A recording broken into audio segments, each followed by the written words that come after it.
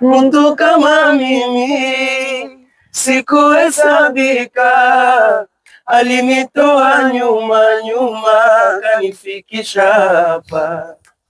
Watu kama sisi hatukuhesabika, alitutoa nyuma katufikisha hapa. Ala, mimi ni nani? Mimi ni nani? Mungu aniwazie mema. Nimefanya nini mimi? Nimefanya nini? Mungu aniwazie mema. Nimemupa Mungu nini? Nimemupa nini? Mungu aniwazie mema.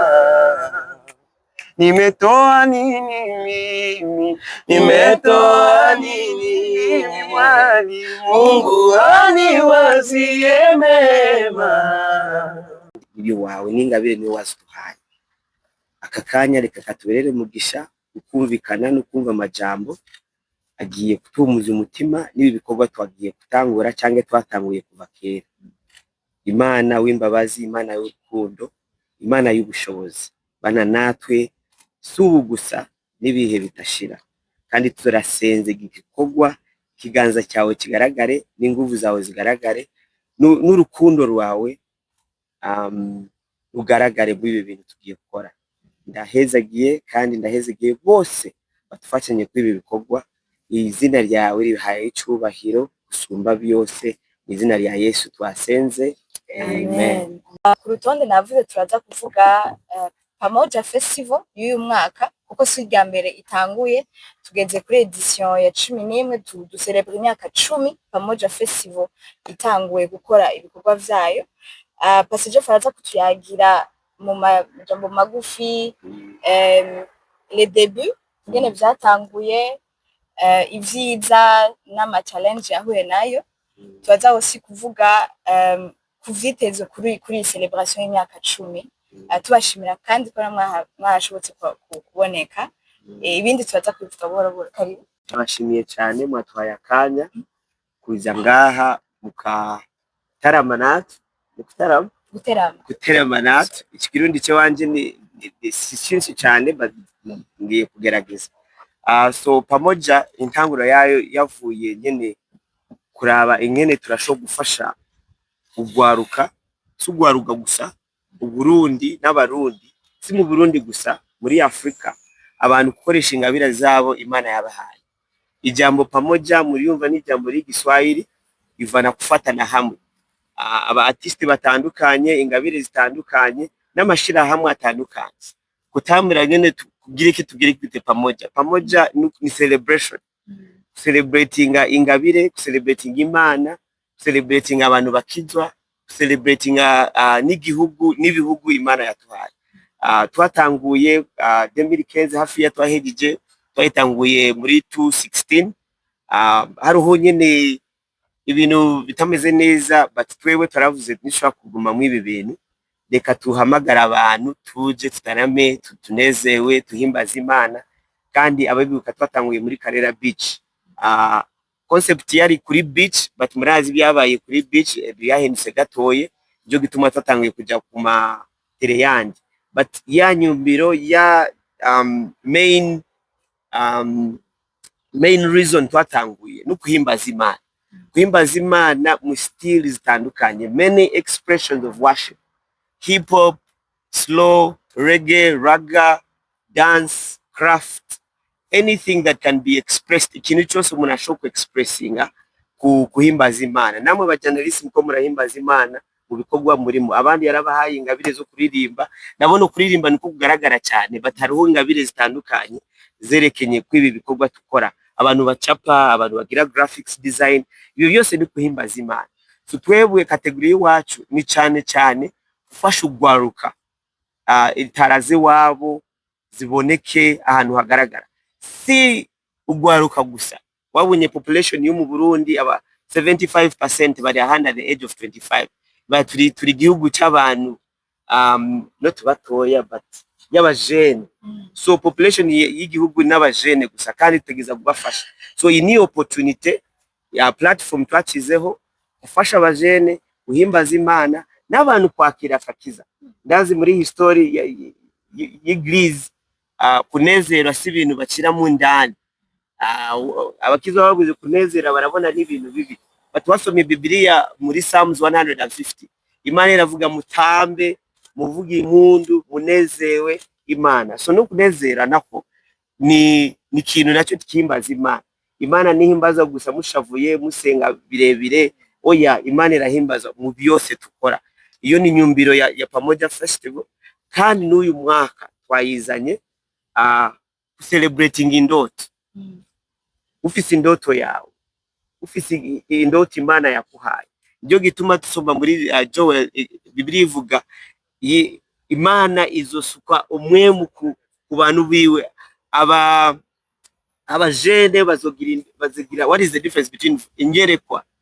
Abajene bazogira ingerekwa, abatama bazogira indoto. Kandi nibaza turi mu ibi bihe kandi no kwinkarijinga umujene wese ari hanze cyangwa ufise indoto Imana yakuhaye ikoreshe kuhimbaza Imana. Aba bose mubona bafise ingabire zitandukanye. Uyu n'umuorganisateur kandi akorana n'ishirahamwe yitwa Mirego, yarakarakoresha ingabire yiwe. N'umuririmbi n'umumama kandi n'umustylist nawe. Uyu nawe n'umuririmbi kandi arafise n'ibintu akora. Aba nabo n'abashitsi bacu bavuye muri Kongo barafise ingabire zitandukanye. Abandi ni stylist, abandi ni photographer. So Imana nusho kumukira muri box imwe. So kuhimbaza Imana sindirimbo gusa. Nijyo gituma Pamoja nihagaze ku artist bo benyene, ihagaze ku ba creatives bose, no mu journalist no mu creative. Nijyo gituma kenshi waje kuri Pamoja urabona umwana ari karakina, urabona mu photographer ari karagira, urabona ari karacapa. So nuku celebrating Imana yatuhaye n'ingabire yatuhaye. Kandi akanovera nukubona abantu bakidije bakakira Yesu Kristo mu mwami no mukiza. Nukurabaye uyu muntu afise ingabire yari inyegeje naye ekajya kumugaragaro. So turabishimira Imana cyane gose. Mu Burundi ngene yasa ama setup, ama stage design, urabona nyene transformation yabaye. Abantu barugurusa amaso ima event bayagira neza n'amashira hamwe yarakuze. Murabona Abuja events, ubu Abuja events yakuze kubera experience baronse kuri Pamoja kandi turakorana nabo cyane. Ama idea tubaha, ihanuro tubaha, ubu ama events yahindutse cyane, creativity yahindutse cyane. Icyo ni cyambere. Ikindi n'aba artist batandukanye, hari aba artist batanguye shishaka no kubavuga amabane barayazi. Twatanguye bari bajene, twarakoranye nabo, watanguye na MTC, ukabona Victoria's team, ama collaboration yavuye muri Pamoja, creativity yavuye muri Pamoja, ihanuro. Urabona Mini Soul bagira, ubu babaye bantu bahambaye. Urabona Enoch, abantu twatanguye nabo, ubu baragira ama events nyene, ama events manini ya manini. Urabona Redemption Voice, ubu nabo bagiye kugira ama events. So iyo minduka muri ecosystem y'ama events, si muri gospel gusa no muri sakira. Narabonye festival yabaye sizwa sa kwivuga izina, yabaye yari nziza. Baturabona DNA kitwa gute, seed imbuto twabibye nyene abantu bagira ama event. Urabona abajene, aba MC, aba hype man, bindi cyo twabitanguye. Ama stage design, organizations z'ama event n'amashira hamwe atandukanye, amashira hamwe y'aba journalist, y'aba photograph. So akanovera ni kenshi nisho kubiharura. Batwebwe kintu nyamukuru turashimira Imana n'umuntu nabaye umwe yakijije kubera yakiye Kristo mwe ibintu. Wavuze nibiyahe tutari tukashika. Ibiroto tufise ibiroto bishi cyane. Kandi nguma ndabivuga jewe Pamoja nifuza tugire indu yose. Aba bavuye muri Amerika, bavuye muri Canada, abana bo Burundi bakaja muhira kuri beach nene ya cyane, hari ama hotel, hariho transportation, hari iki, abantu bakajya kunezerwa bose bajya kuri pamoja. Biragaragara buke buke, but nje ndashaka ndabibone abantu bavuye mu bihugu bitandukanye bagiye kubera pamoja, kubera ibindi bihugu biriko birabikora, natwe birashoboka kubikora ngaha. Kandi nazere kuri abantu aba bavuye Goma ne Bukavu bagiye kutushigikira natwe mu bikora. Hariho n'abandi batisi tugiye kutumira muri ni surprise bavuye ahantu hatandukanye. Iyo niko kanovera ikintu turiratira, turashimira Imana yagize muri Pamoja Festival. Hari ikintu yabagina answer Akabija. What is unique? Yeah. Which is the added value this year? Added value. Added value uyu mwaka Pamoja zose ndizisa. Pamoja ameze nk'umwana, mwaka wose tuba tubyara umwana. Uyu mwana aje afise karakteri yiwiwe. Last year twarabagiriye branding nziza cyane, twarazanye Rehema kuva muri Tanzania, iwa mbere twari turonse mu artist kuva muri Tanzania. Ubu ndashaka murindire nyene creativity ya timu Mirego n'abandi ba artist bagiye kuza, but ijambo nyamukuru riguma ryarindi ubugingo butakira Yesu Kristo, kandi nisho kumuheza. So ndazi abajournalist kenshi baratubaza nibyahe bishasha muze program ni nshasha n'aba artist ni bashasha. Hariho aba artist mutari mwabona bavuye Brandly n'umuzi ndaza na Move nawe yaje, muri Congo havuye abantu ni bishasha, Gift nawe ni bishasha kuri Pamoja. Tuguma tushaka kushikira n'abakenyezi muri industry, abadanseri, ingoma. So man, I'm very excited. I don't know how to say it. Umubyeyi umupapa arindiriye umwana, nuzi azovuka gute, baturazi azovayo ari mwana mwiza. Yeah. Mika, yes.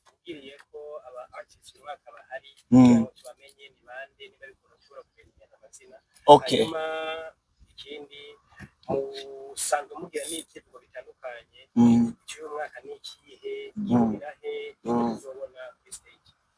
Okay, uyu mwaka abatisi tugiye kubona, urabona tufise Enoch, tufise Gift, tufise La Chère, izina ryawe La Chère Classique. La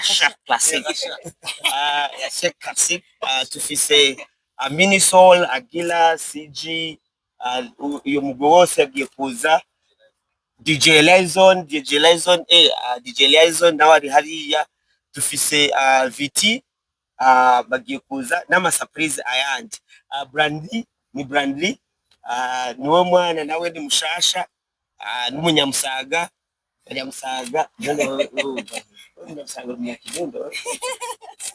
you know, ahantu hatandukanye. So niko kanovera. Hariho n'abandi batiste aba saxophonist twarabentroduce last year, but uyu mwaka turashaka nabo tubahe focus baveyo ne mubabone neza. On a toujours fait, depuis le commencement, on a toujours ouvert les portes pour tous les artistes qui puissent nous contacter. Donc depuis le début, même maintenant. Mais la particularité avec Pamoja, c'est qu'il y a pas seulement les artistes qui sont locaux, mais on va dire locaux et qui a déjà une scène. Parce que notamment, on ne va pas dire n'importe qui va venir directement aller sur scène, parce qu'il y a plus de 5000 personnes qui sont là et on ne va pas quand même donner quelqu'un qui n'a jamais été devant 20 personnes, été devant 5000 personnes. Ce ne sera pas responsable de notre part. Donc, on a toujours fait, on le fait toujours, mais on filtre avec une certaine responsabilité. On dit, ok, si on donne cette plateforme, c'est parce qu'il y a déjà une plateforme quelque part et qui t'exerce. On n'est pas un festival qui va donner à n'importe qui, parce qu'on essaie aussi de donner la qualité aux gens qui viennent participer à notre festival. Mais ils savent déjà nos plateformes, Pamoja Festival sur Instagram, parce que Jeff déjà est connu, il y a DJ Liaison, ils peuvent contacter DJ Liaison directement, il est connu dans l'organisation, donc c'est facile. C'est Instagram, c'est Facebook, donc c'est facile pour nous. Merci. Yes, so each year we try to introduce a new artist that has been working so hard, but he has not gotten a platform. For example, this year we have Brandly. He's been working very hard. He even has a video out. He's really been working very hard. So we also recognize talent, but also we have DJs. You know, DJs have an ear. What is happening on ground? Who is trending? They may not have a platform to blow up, but when their music is moving around the community, you're able to identify that person. But also, I also want to tell you is that sometimes you have conversations with artists. Some would want to be present. Others will say, this year, I am not ready. But they won't honestly tell you that. Some of them are not ready. But we try to contact as many. But also, to be honest, some people ask for ridiculous amounts of money. Yeah, let's be clear about that. So I don't want to go around shadows. And then you sit down and you wonder, is it about the money or is it about the craft? So all those verses, so it has to come to a place of agreement. I love the Bible. The Bible says, how can the two work together unless they're in agreement? So it's variety, the DJing, the ear on the ground, the new artist, and the message you want to portray. The message is turning your dreams into reality. Hope, love, and faith is how do we get the dreams from your head to reality. And this is an example of people who have gotten an idea from their mind to studio to visions to reality. And that is what we want to encourage every dreamer out there to be able to do that. And that's why we identify with dreamers. If we're a dreamer, we will see you and we will work with you. And that's why Pamoja, it's so huge. It's not one artist. It's an experience. You get what I mean? Ndashaka mubumbe ba journalist. Pamoja si hagaze kwa artist bo benyine. Ni experience. Whereas, ndazi ama event menshi ahagaze ku artist umwe baramu highlightinga cyane. Tuho dushaka twese, you know, ibe experience. Si umuntu umwe but twese turi kumwe tukazana experience itandukanye. Yeah. Murakoze. My second question. Yes, sir. Hope, love, and faith. How does that theme reflect on the stages, activities, or performances? Well, it's in the messaging. The messagings of the different songs that will be sung, the MCs mentioning, but also with our artwork and promotions. I will make sure we highlight that messaging.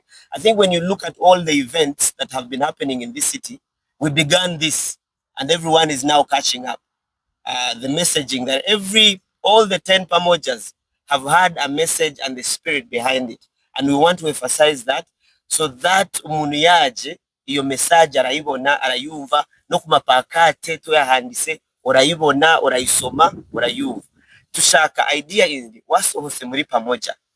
I want you to give a picture waje wanezewe message wayumvise wakiyakakiza wari watakaye wagaruse kw'Imana wari ufise ingabire wabonye gift nk'umukenyezi nawe ukavuga nanjye ngiye kuririmba wasohose usahose n'umunezero ukajya muhiro ukababwira byari biryoshe mvuyeyo mfise nyene umunezero nahuye n'abagenzi nabonye abatiste bashasha nabonye creativity tera ubwoba nanjye ndashaka ndatanga uyu mwaka nanjye ntagura ibyumviro biwanje Imana yabimpaye atari kukekerana hatari kutinya nawe ukatangura kurota Imana ibyakuhaye daba muri ba artiste batandukanye nibashaka kubabwira but ni debate ya turihishe n'uturihishe tutarihishije tuzogenda gute muri studio nanje event organizer ntabarishize nzoronka gute amahera ariha ibyuma stage n'ikintu kintu. Of course everyone's desire kubera ushaka abantu benshi ushaka nyene bashokuza batutegeza kufuse sponsor principal akufasha nyene namuronse why not yeah namuronse mufise canke wewe why not yeah ni opportunity umuntu arashobora kuyikoresha yatuhaye ama operations yose. That will always be my desire to be free bitashobose naho you use what you have but nayo ni debate rimba artist none njewe batandihiye cantaranze sponsor bizogenda gute. Does that make sense? Yeah, kubera namwe ba journalist kubera ki mutatanga service yiwanyu bagusa urabona iyo debate naye guma is back and forth. So ni conversation natwe turiko turaba nayo muri gospel. Iyo presidency mwatanguye turasho kuisustain none uyu Enoch canke Gift nawe yashakagira event yiwe arashogira gwabusa mukamushigikira nindi yazoriha ibyuma nindi azoriha studio nindi azoriha transportation urazi ukora event hariho ibintu uri cooperative n'ibindi ukora last year kera twagize 5000 but n'ibintu nabyo byazimbutse birazimbye so dushaka kukira kuri 10000 minimum. Niba abantu bashaka ikibanza special 20000. Concept ya VIP nayo turayumvira kubera ibintu byose uvuga hariho cost. Once abe VIP ukeneye ahantu heza, sibyo? Iyo nayo ni cost. So niyo price to go to Roville. Ubu venue ni Jardin Public niyo twatoye kubera last year twarakoranye nabo neza, n'uyu mwaka turakorana nabo neza. Muri arasho kumfasha kongera kwiki. Ico no gira mvuga umugani wanje ndanza no sinde kuba utarateka utaratira bagiye abashitsi muhira amenya yuko irungo bigomba kuko iyo umaze gutumira abashitsi muhira bakaza bagashobora kuza muhira ukabona yuko ukeneye kugira ibirungo ukabona ukeneye guteka cyane byo tuba dukeneye kugira abashitsi babigone muhira n'umenya bikenewe. Rero nkuko karivuga ati hariho ikiguzi kinini cyane. Icyo kiguzi nuko twese duhagaze ngaho kuri nzu benshi baza kubona nimwashiramo amasanamu ku mbuga nivyo mugari ikiguzi cyabaye inyuma. Rero nanye nuko nyine hari ikiguzi kinini cyane kiraza mu buryo kiraza mu buryo bw'umwanya, kiraza mu buryo bw'ibindi bintu byinshi ahubwo numirire umuntu wese ari ngaho hanze. Iyo ubonye hakorese ikintu kikagira ku buntu niko nakwivuga wasikubona ari ikiguzi, niko gusa abadishikiguzi batabamenyekanye. No munsi rero twe tubwira ati unafisi afise imitaha unafisi ikintu ashaka gushikiriza batinda keneye ko abantu bamenye produit yanje karibu. Kuko mvuga kino kintu nasanze yuko abarundi ikintu gishobora kubishoboza gushika kure cyane nigiye twebwe nyene ibintu byacu tubishiramo ingufu, n'ibintu twebwe nyene mu gihe dufashe tukavuga ati okay ndafise 10 ndafise 500 reka nabishiremo ikintu gikorwa niyo bishika kure. Rero shimira abantu bose, hari bitiramo byinshi ukora mu gisagara cya Bujumbura Burundi, kandi ni kuri nsabwe tubakomera amashyi menshi cyane ababikora kuko ni muziki bakirimo. Mereka kuvugana n'umugenzi ndagashiremo kano kantu, abantu bagira ibiteramo ni bakiyamara imyaka 10 bakibikora kuko benshi baragira imitima ibiri hejuru. Ahubwo ni mwabona umuntu akategura igiteramo mukabona igiteramo kiraheza kiri muzima, uwo muntu muri mwana ifandu umutima uri hejuru, groupe yarigiye ishika abantu bari kuri scene bahenguza bibisha mbega mutadufasha mwebwe ari bibisha we groupe yazimye ujya umuntu yagiteguye umutima wamuvuyemo agira apfe AVC. Rero mudufashe ago nshimira umuntu wese abitwategura benshi ado mu kirane cya Pastor Lopez cyagenze neza, hari Redemption Voice igiteramo na nyene abarimvyi benshi mwabonye umutwenzi festival sio none. Iyo byose hari ikiguzi kinini cyane ntajya amajoro bakora tegura bwira abane igigo sho kuronka ikintu ciza. Rero nshaka gutuma umuntu wese ufise imitahe ufise ibikorwa ashaka gushikiriza abane igihugu ahubwo dukorane ahubwo tubishikane kure. Hari unambwiye ikintu kimwe afige ngishangiye ngo ushaka gushikiriza abane igihugu bakiri bato ifa kugihera ukora n'abantu babahereza umwanya akiri bato pamoja ihereza abajene bakiri bato kuva ko myaka 10 iri imbere abajene muhona mu pamoja mu myaka 10 iri imbere babanza gucika abantu bamenyekanye kandi si ikintu tubabwira ikintu maze kwibonera. Rero ku muntu ashaka kwemvesa cyangwa ashaka gushira imitahi yo mu bantu mu myaka 10 iri imbere turabatumiriye twebwe turagishiraho kino kintu kikaba gihari uje tukagendana sawe manishimwe tutagendanye tuzorera mu ijuru ati mwese yakoze iki. Ariko nashaka kwatumirira cyane mereko mwege bamisha makuru bagenzanje kuko ni mu museko niko mu minwe kigosi gwacu nico wa mukuzi na mukuzine turiko turabona aririmba akunda kuririmba, nico wa muhungu akunda kugira ibintu vya entertainment ko tuvyita aho hanze akeneye kurota. Dushaka gutuma no warota no mufi mutatambwe mu gihe ari cyo Tonya atajavuze kana kivuge iri après 2015 ariko arabaye abantu barota bavuga ati dushire ikintu gishiraho umuziki uno munsi ikintu kije mu Bujumbura ni festival. Ariko no kuvuga ngo ni viza yuko kino kintu ino mico ihari myiza tuyishireho mereza ko kano kantu ama chancellor avuge kucerekeye ibiciro ikintu shaka gushira mpamvuga kenshi mu Burundi turafise imico itari myiza yo kumanura abantu bakora tubakira ibintu ndekina kivuge ko nagikunda kino kintu nico tunagomba kuvuga ko nategura ibiteramo tokora amashiyandi menshi cyane kuko bano bantu barakomeye, abantu batuma abantu baririmbye bagana muri studio kagana kuri muziki udushikira twebwe tukabona produit fini mugabo abamazi amajoro n'imisi akarakora umu DJ agenda agakora nituzi ibikoresho byo abigura amahera nukuri gasubiramo kandi ndashaka tubakora amashi menshi cyane ahubwo turabashigikire cyane iyo tunye umuririmbyi ntumva ati ngakoze nabi gusa aragukosora ahubwo tumubwira ati urakoze kuko icyo kintu ni nk'umuvyeyi ari kugise hajya kenshi gise kimenya umuvyeyi n'abamwegereye rero ndabashimire cyane ko mwaje mu badufasha kino gise shimira n'abartiste bose bari ngamwe mu kibanza kuko ni imyaka myinshi imyaka irenga 12 hari ikintu kino gikorwa 10 kikugikorwa ku munsi rero ngezaho kuko sino biheza nabashaka kugishika kino kintu umuntu wese muzobona kategori gitara mu gisagara cya Bujumbura muramuhifana so ndabahe akarorero minimum ni million 200 million, right? Million amajana 200 million or 150 or minimum 100. So nasabye 10,000 gira math otegeza ku office abantu 13,000 or 20,000 even more. Ni gitaramo cyahe cyifisa abantu mwabonye 20,000 or 13,000. Gisata kijanye na tourisme habara ikintu cyo bagiterera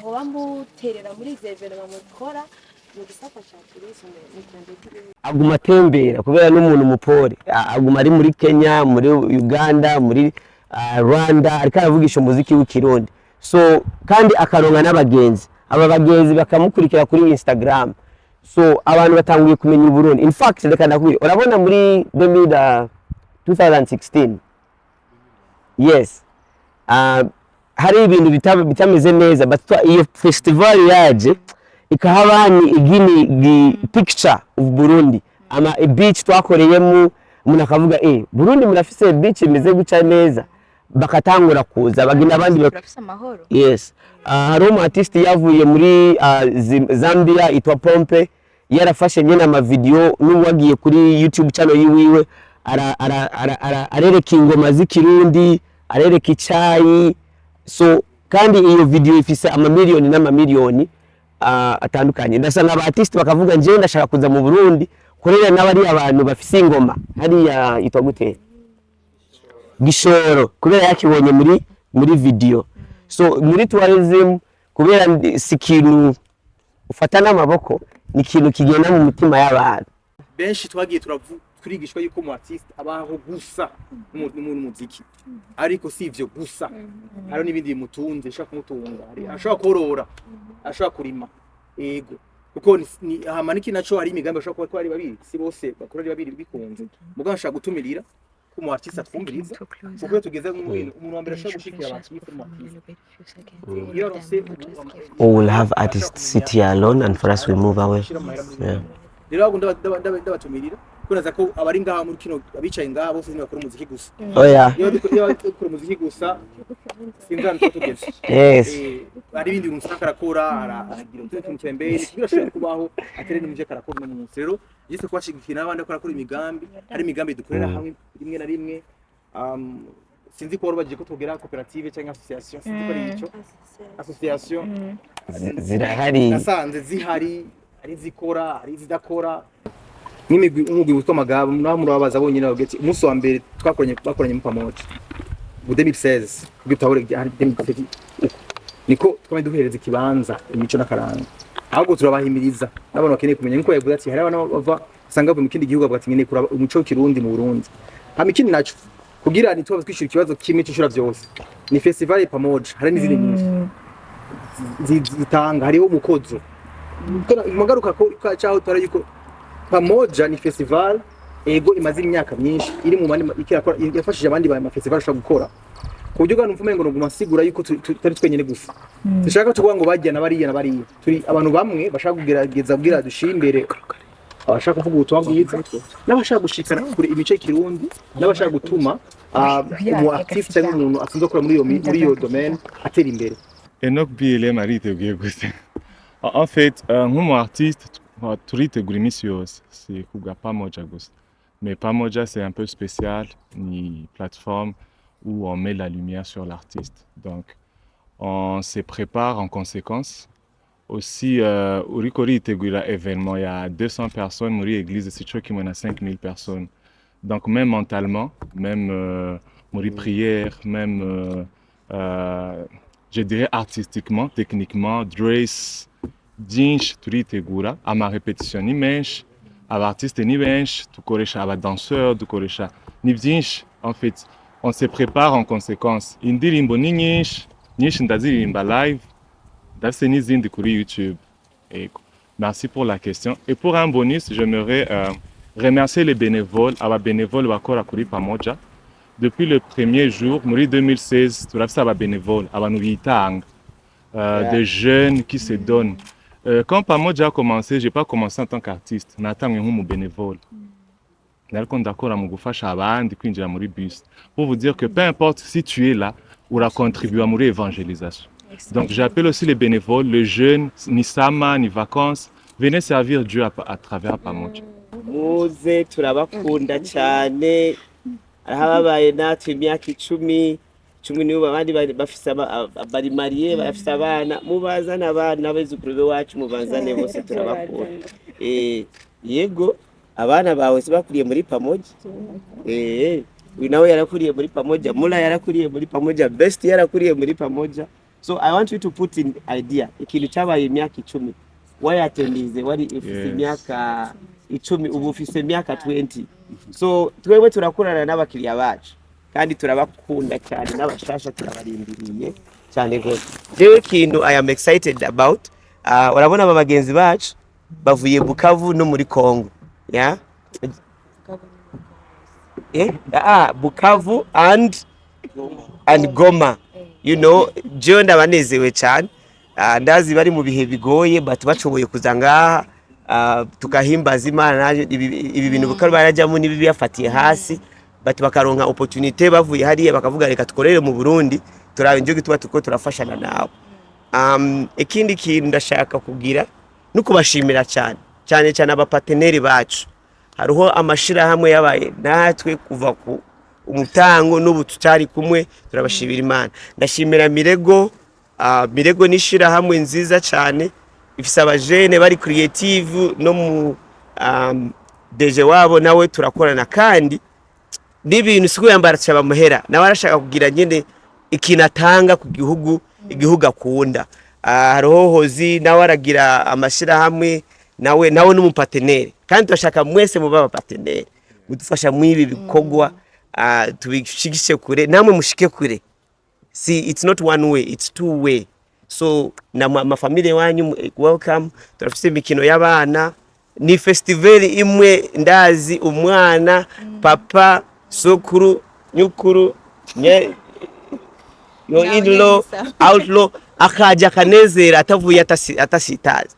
Sivyo? Niyo festival nibaza niko something very unique about Pamoja.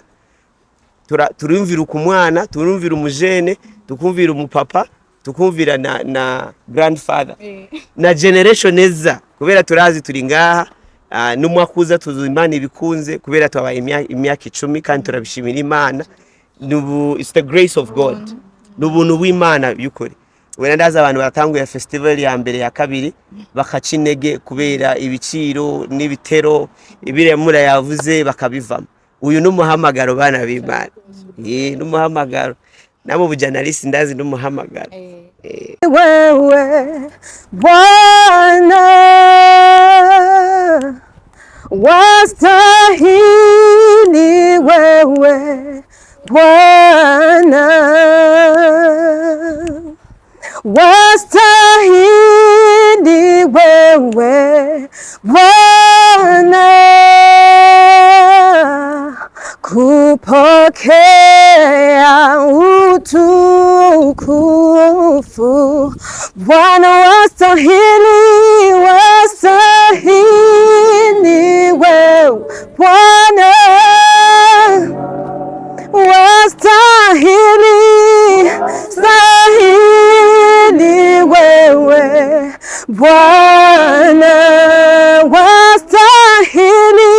wastahili, wewe Bwana kupokea utukufu. Bwana wastahili, wewe Bwana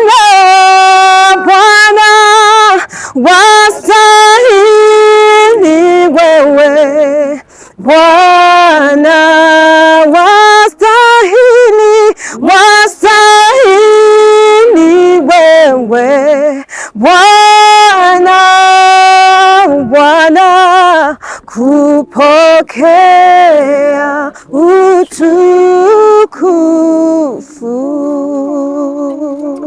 Reka tufatane mu maboko bishobose. Tata ya twese, Tata tukunda, turakushimiye kwa aka kanya keza n'ibi biyago twagize. Ibi bikorwa twabitanguye tubishyize imbere y'iwawe. Ibi bikorwa ni by'iwawe, si biwacu, si bihagaze kuri twewe, bihagaze kuri wewe. Papa, uravuga nta kintu turashokora atari wewe ucizemo ibiganza. Ni myaka 10 watuhaye n'ubugombe bwawe n'urukundo rwawe kandi n'ubuntu bwawe. N'imyaka ikurikira Papa twayikiza imbere yawe. N'aba bantu tugiye gukorana ibikorwa Papa twabasize imbere yawe. Ubushobozi bose, amashi yose, ibintu byose bikugarukire Papa mwiza Papa. Kandi turakushimiye no kutuha ubwenge no kutuha ama idea n'abantu tukora n'abantu batandukanye batushigikira bahezagire Papa. Hezagire artist wose ari ngaha natari ngaha n'undi tuko turavugana nawe aje tukorane n'amashira hamwe atandukanye afatane nacu. N'aba journalist baje ngaha bahezagire. May you remember them, oh God, and as your word says muri Hebrew 6:10 that you will not forget every little thing these people have done for your kingdom. Wibuke Papa, ibi bintu byose twabisize imbere yawe mu izina rya Yesu twabisenze. Amen. Mtu kama mimi sikuhesabika, alinitoa nyuma kanifikisha hapa. Watu kama sisi hatukuhesabika, alitutoa nyuma kanifikisha hapa. Ala mimi ni nani? Mimi ni nani? Mungu aniwazie mema. Nimefanya nini mimi? Nimefanya nini? Mungu aniwazie mema. Nimemupa Mungu nini? Nimemupa nini? Mungu aniwazie mema. Nimetoa nini mimi? Nimetoa nini mwali? Mungu aniwazie mema. Merci beaucoup.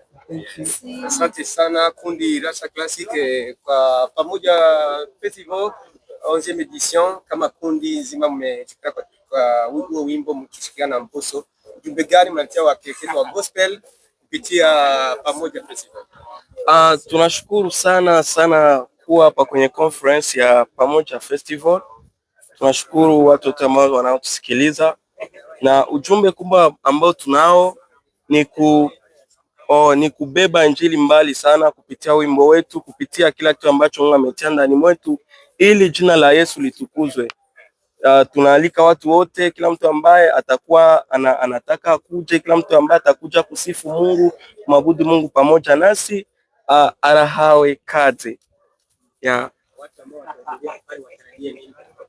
Watarajie vitu vikuu sana, sababu hata sisi pia tunajiandaa, na tunaomba watu wote waendelee sana kutuombea, waombee pamoja festival gisiko inapangiwa pamoja na watu wote ambao wataperform hapo. Na kuhusu sisi tunaendelea sana kujitayarisha, kujiandaa kimaombi, technical, kila kitu ili kila kitu kiwe sawa. Njoo hivyo. Ladha gani ya muziki wa gospel ambao watu wanaweza kutarajia kwenu kama walipa kutoka nchi nyingine? Okay, sisi kama kundi la Rasha Classic tunaimba styles nyingi sana. Tunaimba nyimbo za maabudu, tunaimba nyimbo za kusifu. Ndio hivyo, tunatarajia tu Mungu na Roho Mtakatifu ndio atafanya kazi siku hiyo. Ujumbe gani unaweza kutoa kumaliza kwa wapenzi wa gospel kwa ujumla? Tunawaambia tu waendelee tu kumfuata Yesu Kristo na wakaribie sana kwa pamoja. Tunatarajia sana ya kwamba Mungu atafanya mambo mengi sana, na kila kitu ambacho atakuwa wanakitafuta, kila mtu ambaye ana shida, tunatarajia kwamba hiyo siku Mungu atatenda kazi yake. Ndio hivyo. Asante sana. Yeah, nashukuru.